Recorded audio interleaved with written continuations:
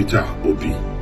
But I want to advise that your time is not now, because you will have to wait for your time. And if we speak the truth, we will die. If we lie, we will die. So I have chosen to speak the truth and die. You speak the truth, you kpeme. You not speak the truth, you kpeme. At the end of the day, you go meet Baba Jesus or you go the other side. But are you sure, Dino Malaye, are you sure you're speaking the truth? Hello everyone, welcome back to my channel. If it's your first time here, you're highly welcome. My name is Joy. For some of us who are not Nigerian, this is Senator Dino Malaye. He just made a video saying that Peter Obi should wait for his turn. Senator Dino Malaye, sorry if I'm not pronouncing that name well, he belongs to APC. Then from APC, he decamped to PDP. You know, they just keep changing to anyone that suits them. So what I don't understand is that, do they have any timetable, like timetable for everybody? Because with what I understand, I heard that PDP used to zone it. What they mean by zoning is that when it gets to time of election, like now they are going to contest for election 2023 for new president, like they're going to change from Buhari to another president. So in PDP, they do zone it. They either zone it to the east, north, or west. And this time around, it was supposed to go to the east. But because it was supposed to go to the east, they decided to change it and make it open for everybody to contest, which was not fair. And another question I have for Dino Malaye is that he said Peter Obi's main campaign is on cutting the cost of governance. For me, I feel like it's one of the major problems we have in Nigeria, because this man, Peter Obi, did it. He made it happen in Anambra State. Remember, this guy cut a lot of things. There's a lot of projects that he cut the money, he take the contract of the contractor that they gave to and decided to do it himself. And that is, if you see the amount that this man saved from all this contractor, this party, visitors, champagne, name it. Oh, I believe anybody watching this video, you've seen most of those things where they will be having government party in government house. He will tell you, no, I will come to your house. Politicians in Nigeria, some of them are just useless. They're just collecting money for nothing. See, doctors in Nigeria are not well paid. Teachers are not well paid. People working in the government are not well paid. The police are not well paid. The army are not well paid. These politicians are just there eating our money and doing nothing. Even you down to your local government or local chairman is doing nothing. They're just paying them for nothing. I wish they would just cut their salaries, cut down their salary, make it like, civil servants. Because if their salary is being cut, there will be no this rushing. Everybody wants to be there for 10 years. Everybody wants to be there for 20 years. For God's sake, Dino Malaye, what are you even talking about? For God's sake, what are you talking about? You're saying that an Hausa man cannot trust an Igbo man.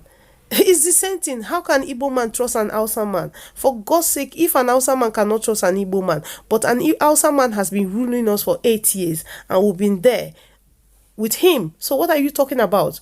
It's not about trust here. It's about the person who is capable to do the job. It's not about language. It's not about religion. It's not about where you come from. It's about the right man for the right job. So guys, I don't want to talk too much. I don't want to keep you here.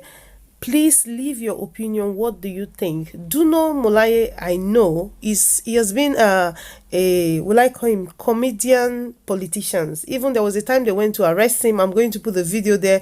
You need to see the drama that this man display. I don't take his word serious because he's a politician. He can just come out and say one or two things to just discredit Peter Obi. But everybody have their common sense. They can think for themselves and you can think for yourself. So leave your comment and let me know what you think about this. And if this is your first time here, you've not subscribed to my channel, feel free to hit that subscribe button, give this video a thumbs up, share with your friends and family, and I'll see you in another one. Bye-bye. Fellow countrymen and women, I'm here to address you once again in the course of our nation's history.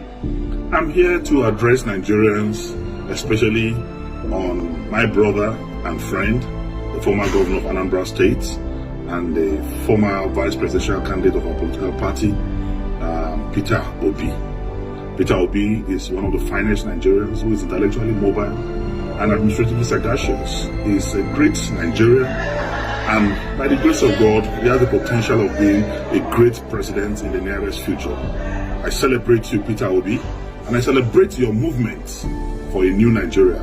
I celebrate your conscientization of the Nigerian youth and public on governance and building a new Nigeria. But I want to advise that your time is not now, because you will have to wait for your time. I've listened to your postulations, I've listened to your arguments, I've listened to your deliveries, I've listened to your campaigns, and I can say that 90% of your campaign is dwelling on reducing the cost of governance.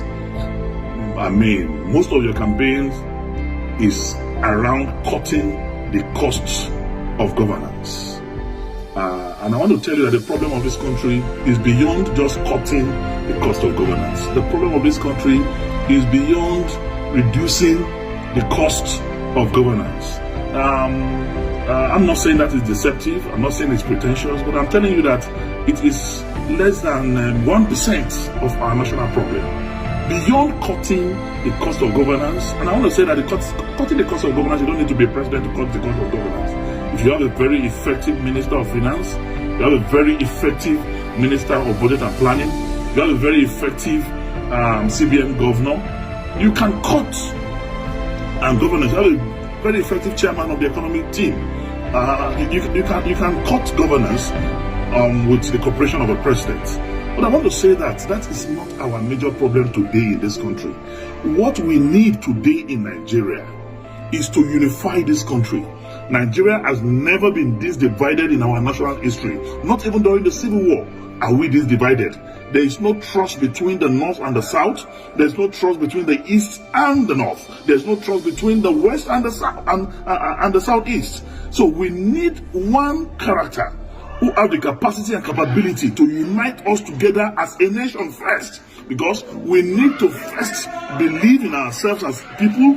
We need to believe in our unity. We need to believe in our togetherness even before we can make progress. Because without unity there can be no peace, and without peace there can be no development. So first, we need a unifier. Who can unify this country? Today I want to ask sincerely, Peter Obi and his supporters, can Peter Obi be trusted by a typical Katsina man or somebody from the northern part of this country? Can he be trusted as an Igbo man by Middle Belters, by core Northerners? The answer, in every sincerity of purpose of heart and commitment, is no. Senator Dino Malaye resumed plenary during the week after a cat and mouse game with the police, and still in the center of court cases on allegations of criminal conspiracy and unlawful possession of arms. The senator resumed with guns blazing, leveling fresh allegations against the police and demanding that President Buhari apologize to the National Assembly for making comments which he terms derogatory.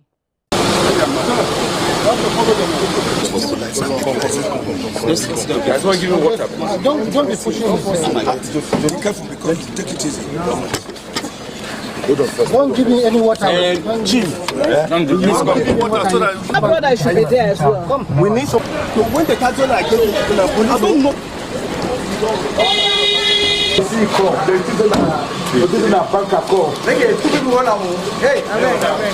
please hold it, I beg.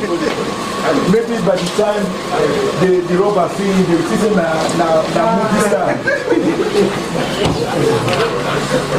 Wait on my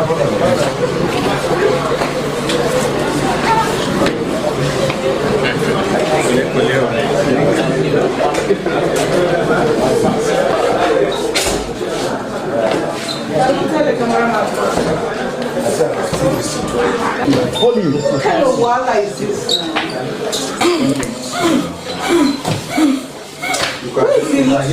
Where is the mat one first? Take. Give me one. I heard the word sound. So this one is cool. Come.